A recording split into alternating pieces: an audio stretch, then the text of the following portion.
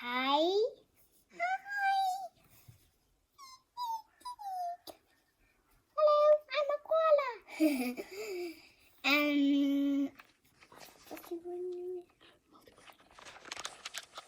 We are going to show you how to make a multi-grain breakfast. Why do you need a multi-grain breakfast? Because if you've got 3 different grains in a meal, then it's a perfect protein. And if you've got a bread and a legume, it's also a perfect protein. That's right. If you eat a grain with a legume, that's a perfect protein. And a few grains together, like 3 grains together, is also perfect protein. Why do you need a perfect protein? Why is it important to get some perfect proteins, like from grains? Because I'm a vegan. So you don't get your protein from meat, right? Yes. Do you think there are some people who think that when you don't eat meat, then you don't get perfect protein? Yes. There is some people who think that, but that isn't true. It's not true, right?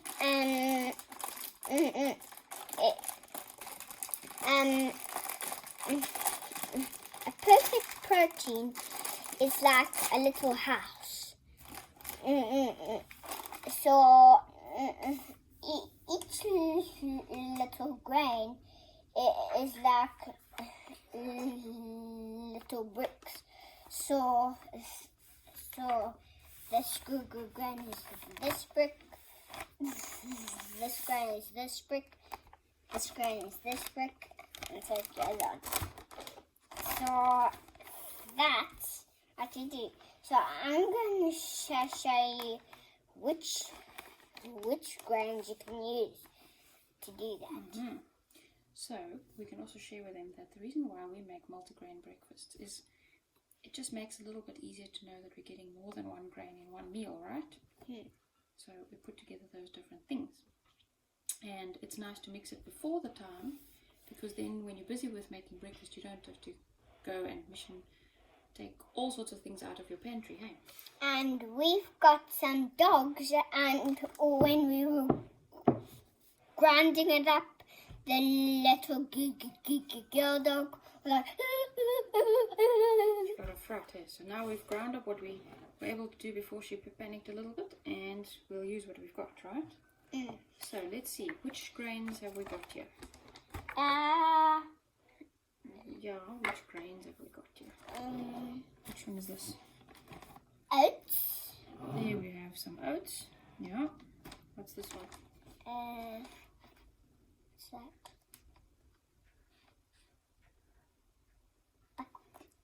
Barley. Barley. And this is buckwheat. that's buckwheat, which some people say is a seed, not a grain. I don't really know. And then this one is Couscous. that looks like couscous, but this one is millet. Millet. And this one is quinoa. Quinoa. How you say quinoa from that spelling, I don't know. But anyway, Quinoa. so what we're going to do is we're just going to use your little scoop. And I've put a little Ziploc bag here into a measuring jug just to keep it upright. And then you can just scoop a few scoops of everything into there. So, maybe, shall we do 2 scoops of each or 3 scoops of each? I think 2 scoops. Okay. 2 scoops would be the best. It's okay, it doesn't have to be flat, it doesn't. One. I think you can make actually 4 scoops of each, because we want to make a nice big packet here so that it's ready for a few days. 2.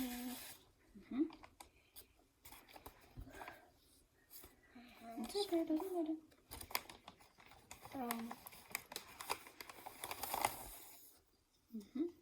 3.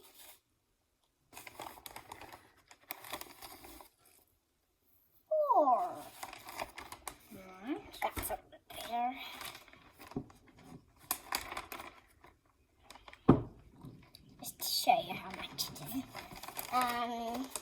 I think we'll about use all of that. We probably will use all of this, so shall we just pour it in? Yes, I'll just pour it all in. That's our oats. Oats. We didn't quite get to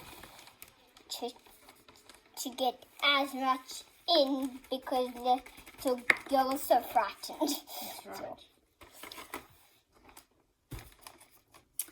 Now, Barley. did you know that part of the protein in these grains is called something called gluten?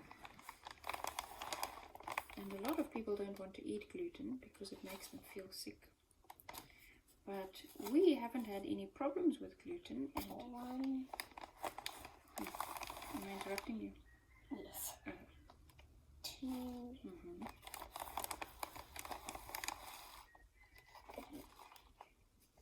3. Mm-hmm. 4. Mm-hmm.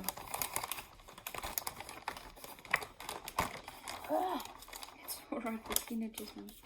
We haven't had any problems with gluten, and part of the reason for that is because we're not eating things that irritate our stomach. We're making sure that we stay away from anything that will cause inflammation in our stomach, like chemicals and preservatives, and Well, we do eat pawpaw seeds.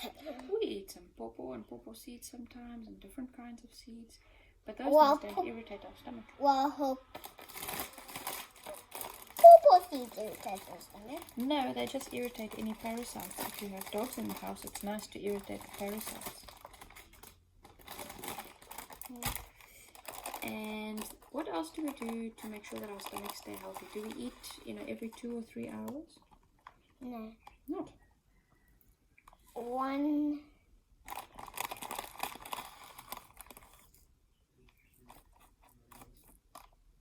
2.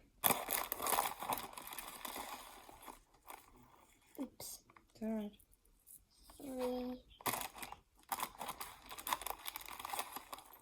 4. Mm-hmm. How many hours gap do we leave between our meals? 5. At least 5, right? After finishing one meal, we leave a 5-hour gap. Why do we do that again? Because we need a perfect protein. Well, we don't leave a gap for a perfect protein. The protein is from what we eat. But why do we leave a time gap between the meals?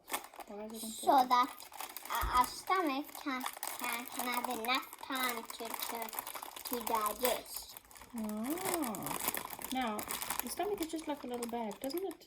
What happens if you eat a meal and you just add a little bit more food 2 hours later? Isn't that fine? No. Why not? Because your stomach has to digest it, and it's like, oh, I still need to finish eating up this, and they're not gonna have that. No, I don't need more food. True. And what happens to the food if you mix 2 meals and the first one hasn't been digested properly? I don't know. The food rots in the stomach. Food rots. Not all of it, but there's a portion of it that rots, and rotten food makes very dangerous chemicals in the body. Slowly. I'm going to. Sorry. So that's why we leave a gap, and if we make sure that we space our meals apart, the stomach doesn't get irritated from rotten food, and then the grains and the gluten doesn't bug us. 1. Am I talking too much? Yes. Okay. 2.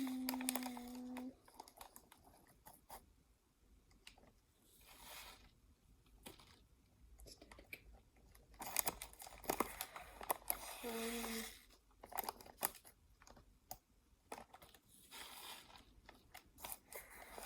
4.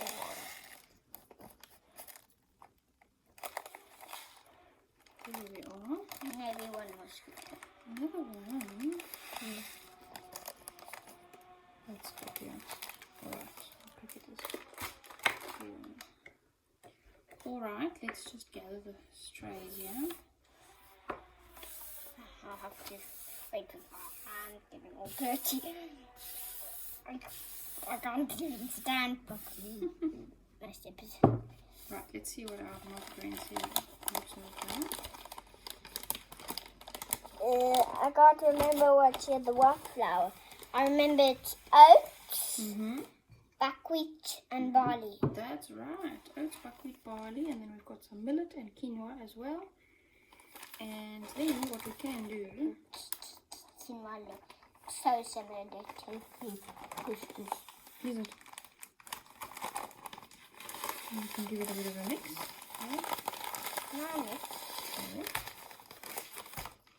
And then we just use some of that mixture in the morning to make our brekkie. Maybe for some seeds on our fruit or on our porridge or exactly. Why do we add seeds to our breakfast?